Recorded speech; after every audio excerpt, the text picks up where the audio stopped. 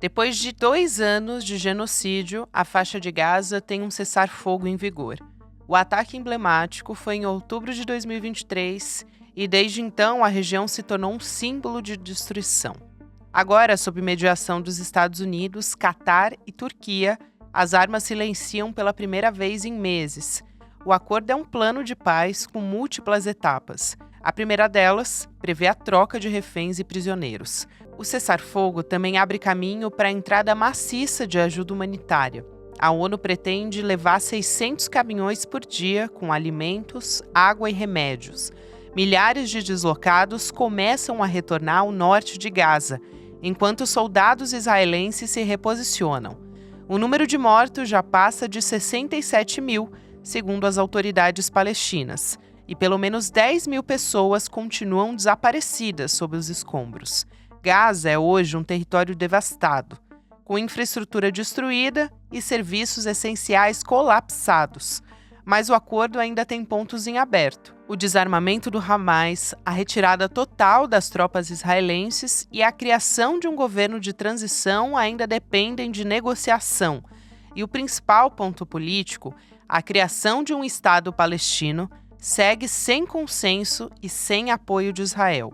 Depois de anos, o mundo vê um acordo que pode ser um primeiro passo para trazer paz, mas também um futuro repleto de incertezas. Segunda-feira, 13 de outubro de 2025.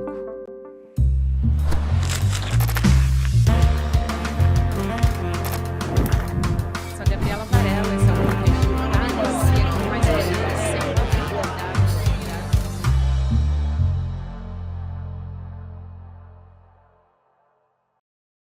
Olá, seja bem-vindo, seja bem-vinda. Eu sou a Gabriela Varela, está começando mais um videocast em detalhes. De segunda a sexta-feira, a gente analisa uma notícia importante do momento.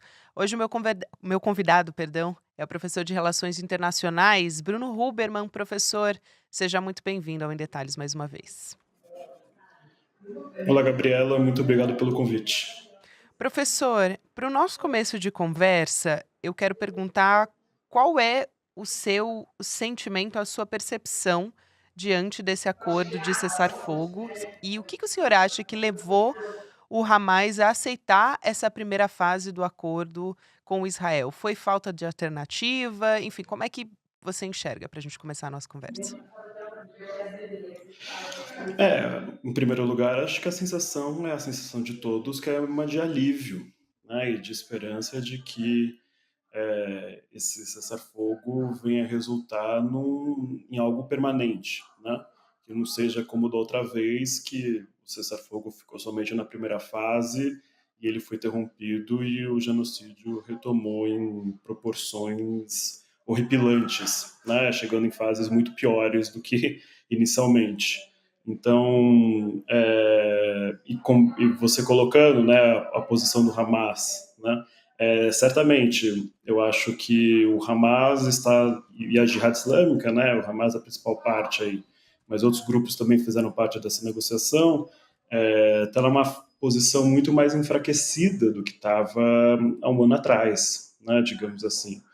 Então, eu acho que os palestinos estão, né, diante do sofrimento que foi imposto, né, à população civil de Gaza, de alguma forma o grupo guerrilheiro, né, se viu, eu acho que numa posição de fragilidade e obrigado, né, diante dessa aliança feita entre Turquia, Catar, Egito, né, para de alguma forma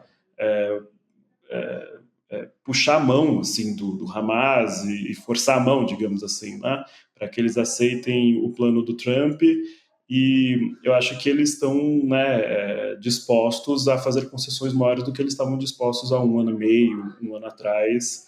E a gente tem que ver, a gente não sabe ainda todos os detalhes, né, das fases seguintes, mas eu acho que um ponto central aí, que era aceitar abrir mão das armas, parece que possivelmente eles venham aceitar, coisa que alguns meses atrás, eu mesmo escrevi sobre isso, eles pareciam bastante irredutíveis. Pois é, esse era um dos pontos que eu ia justamente te perguntar, porque me chamou muito a atenção, né? ainda não entraram num acordo, mas parece que vão, pelo que você está colocando aqui também, professor, para desarmar o Hamas. E o acordo também demanda a soltura dos reféns do Hamas. Esse é um outro ponto que me chama bastante atenção e que eu quero a sua avaliação também.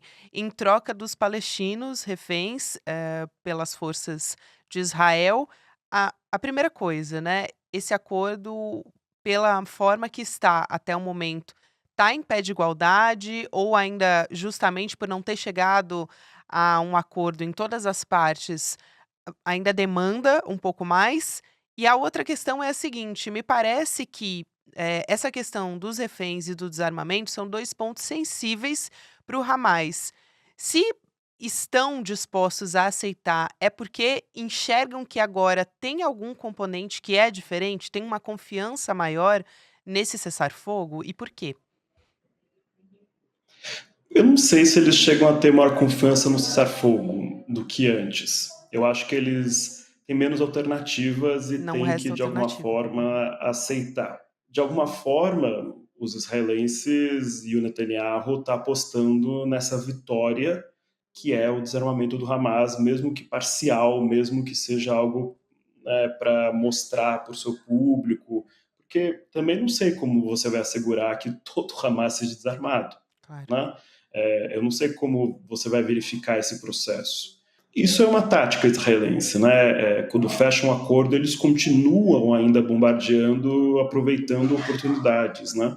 E eu acredito que é o que eles fizeram nas últimas horas, né? Morreram por volta de 100 pessoas nas últimas horas, desde que o acordo foi anunciado até ele ter sido sancionado, e agora ele está sendo colocado em implementação já, parece que as forças israelenses estão recuando, mas eu não duvido que vá acontecer ainda hostilidades, porque é isso. Os israelenses ainda vão estar ocupando, acho que por volta de 60% ou 50 e alguma coisa por cento da faixa de Gaza, né? Ou seja, vai ter um cordão de isolamento aí para acontecer a troca de reféns, mas isso não assegura, né, que os guerrilheiros vão conseguir vir a público, fazer a troca e vão estar em segurança, né, do ponto de vista dos palestinos.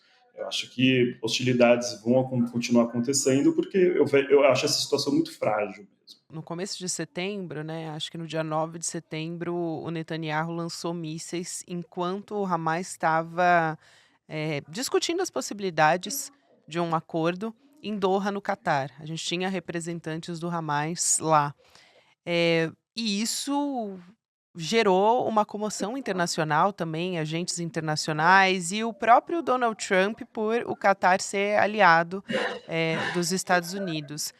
Isso também, de alguma maneira, impulsionou para que a gente tivesse um plano de paz, em seja lá como ele foi feito, a gente pode, concordar ou não com aspectos desse acordo e particularmente a gente sabe que foi um acordo de baixo para cima, mas, qual é a relação desse acordo, da maneira que ele foi colocado, e desse último bombardeio que a gente teve, desse último ataque de Israel contra o Catar, que foi também um dos países soberanos que Israel atacou ao longo desse processo, né.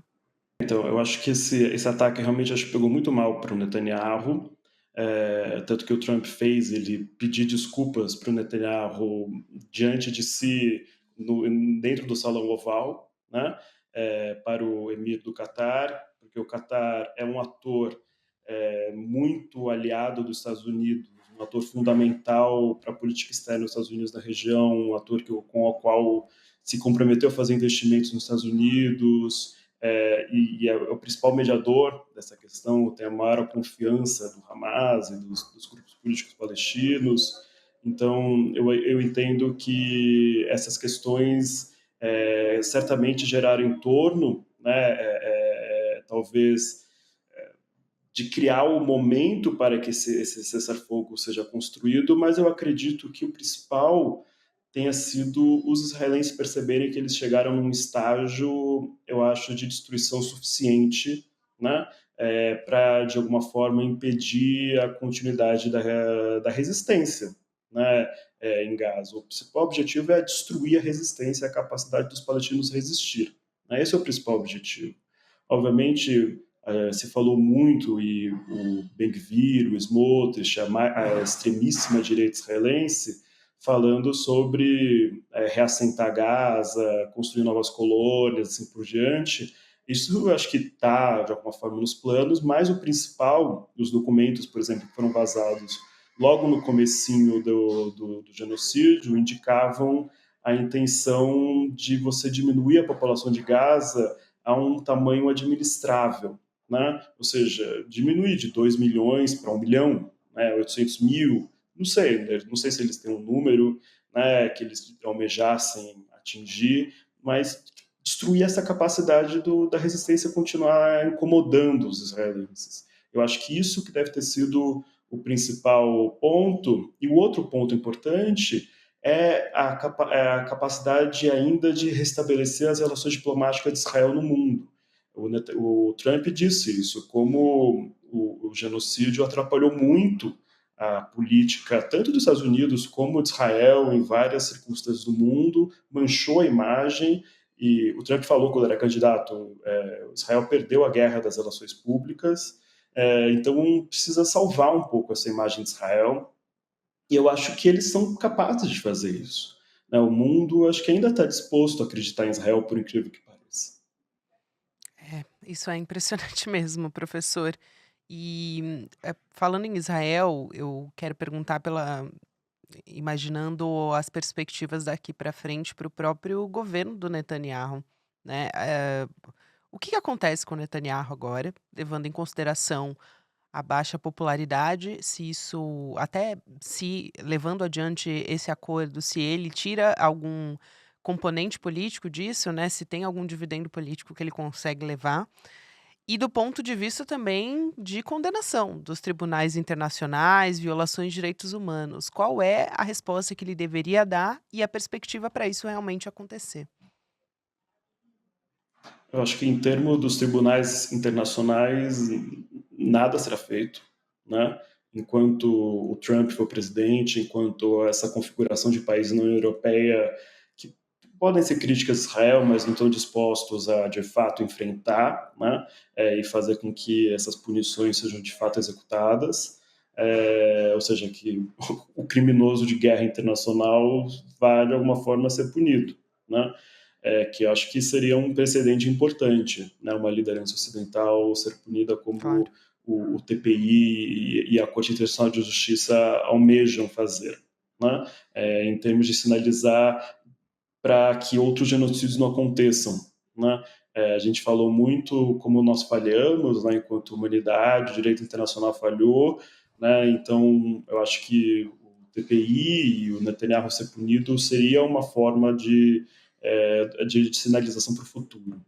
E quanto ao futuro próximo dele, enquanto um político israelense, eu acho que ele vai fazer tudo para se salvar, né, se manter no cargo, embora seja altamente improvável, né, ele conseguir se manter no cargo no futuro próximo, porque é isso, essa extremíssima direita que almejava reassentar Gaza e não está nem um pouco disposta ao Hamas se manter minimamente militarizado, pode ser que já declarou, né, que poderá sair do governo no futuro breve caso um desses pontos não venham a ser executados. Isso faria com que a coalizão governamental seja desfeita e convocada a eleições, e de fato o Netanyahu não é favorito, né, para permanecer no cargo. Quem é o favorito é o antigo primeiro-ministro Naftali Bennett, que é um cara bem de direita também, bem próximo do Netanyahu na sua ideologia,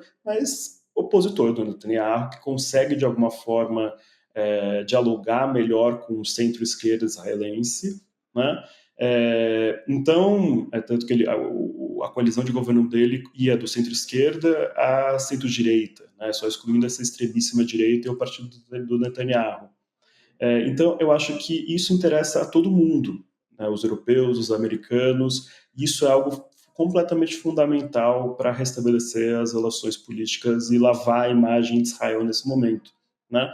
Porque uma parte importante do mundo, da comunidade judaica, do movimento sionista internacional, né, do establishment internacional, vinha dizendo que o problema é Netanyahu, né? Então, eu acho que essa é a solução agora que eles querem colocar, mudar o Netanyahu, né? E alguém que aceite fazer uma reconstrução mínima de Gaza, né? Que aceite jogar um jogo de cena aí que talvez o Netanyahu não esteja disposto, ou que não consiga jogar esse jogo de cena porque ele está amarrado em outras coisas, como corrupção interna, né? E assim por diante, essa aliança com a extremíssima-direita. Então, é necessário um líder um pouquinho mais moderado, não precisa ser muito, um pouquinho mais, para reconfigurar, né, essas relações políticas internas e externas de Israel. E como que fica nessa equação, eu acho que isso é importante também, o reconhecimento do Estado palestino. E falando aqui especificamente de Israel, né?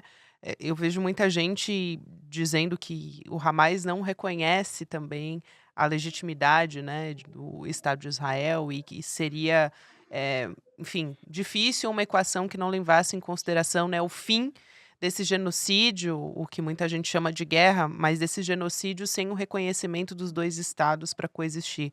Então, como é que essa discussão entra nessa equação toda?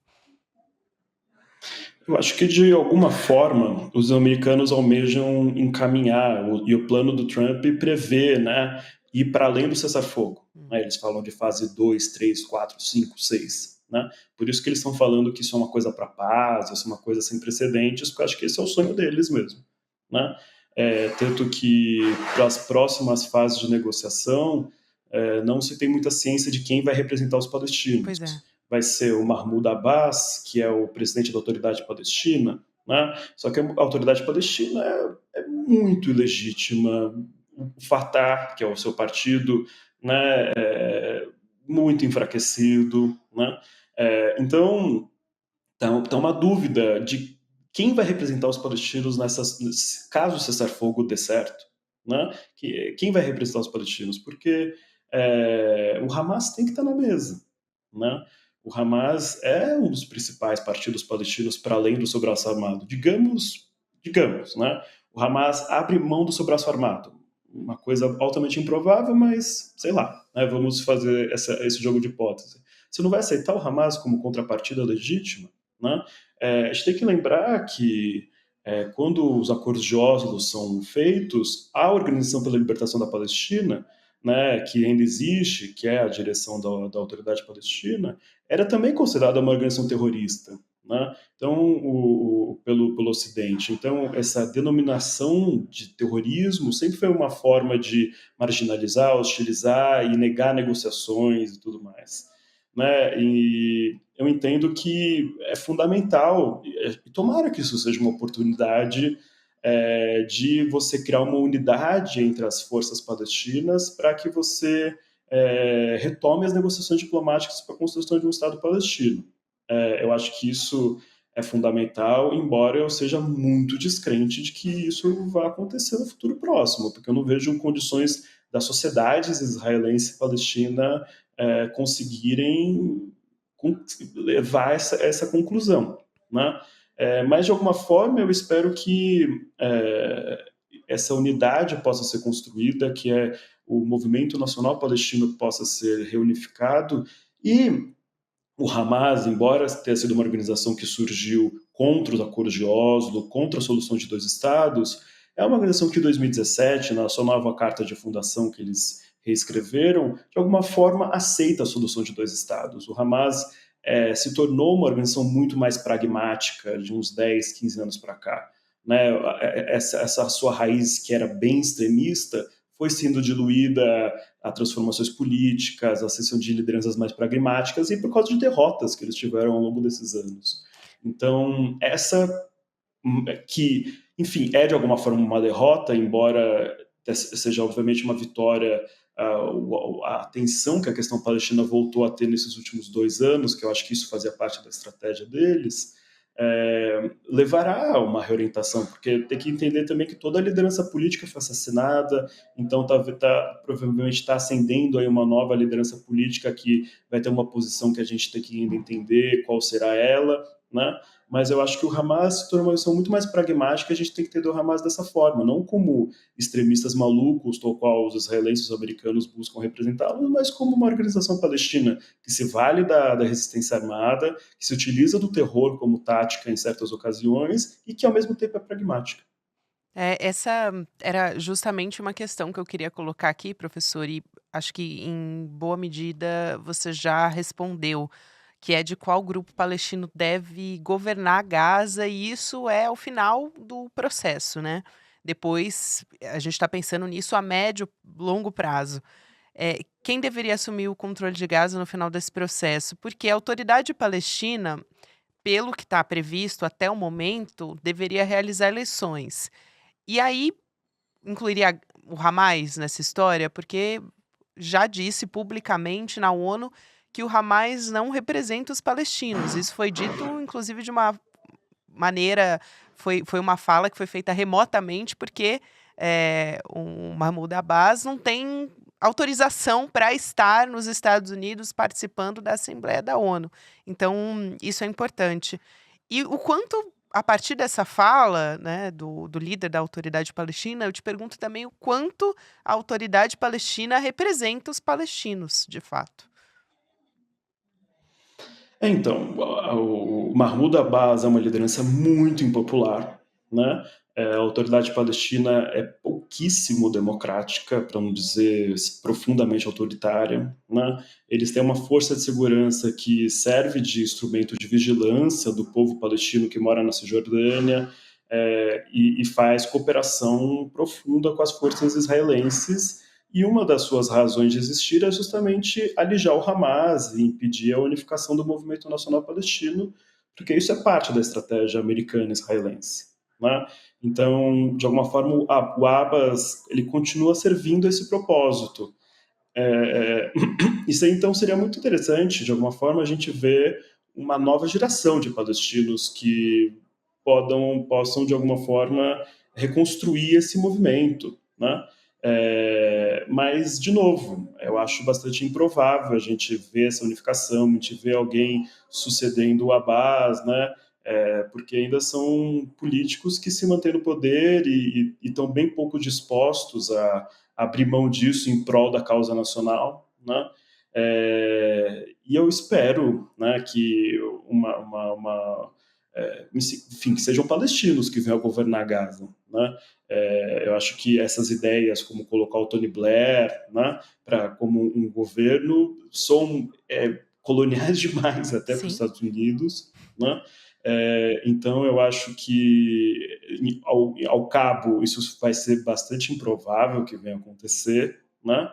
Os israelenses também não querem governar aquilo ali, porque aquilo ali é um pepino, né? Então, provavelmente, eu acho que vai ser alguém de muita confiança dos países do Golfo, né? Se eu fosse apostar minhas fichas, eu não sei quem é essa pessoa, né? Mas eu acho que os países do Golfo eles devem ter um papel muito grande nisso daí, porque vão ser eles que vão financiar, né, essa reconstrução de Gaza, e para muito lucro deles, né? Não é um gesto de benevolência, né? Acho que as empresas e tudo mais, quem está envolvido na construção de Dubai, esse tipo de coisa, vai estar interessada, né, no dinheiro que vai jorrar aí para a reconstrução de Gaza, porque da mesma forma como se lucrou muito com a destruição, vai se lucrar muito com a reconstrução. Sem dúvida alguma, professor. E para a gente fechar, eu vou te fazer uma pergunta que pode parecer, talvez simples, mas acho que é fundamental, que é a diferença entre o cessar-fogo e um acordo de paz. Porque para a gente chegar num acordo de paz, a gente precisa que o cessar-fogo funcione. Sobretudo, a gente ainda está falando de uma primeira parte. Sim, então, como eu coloquei, o plano do Trump, de alguma forma, ele vislumbra a paz, né? Mas o horizonte que o plano do Trump coloca é um horizonte ainda muito, digamos assim, nebuloso, né? Ele, de alguma forma, prevê um processo que leve a uma negociação de paz. O que significa paz? Você obter uma resolução política para a questão Palestina-Israel, ou seja, vai ser uma solução de um Estado, dois estados, mais estados, vai de fato existir um Estado palestino ou não, vai ser permitido aos palestinos ter uma certa autonomia, mas porque durante todo o processo de paz, durante todas as negociações diplomáticas que aconteceram, os israelenses quase nunca estiveram dispostos a ter um Estado palestino de fato.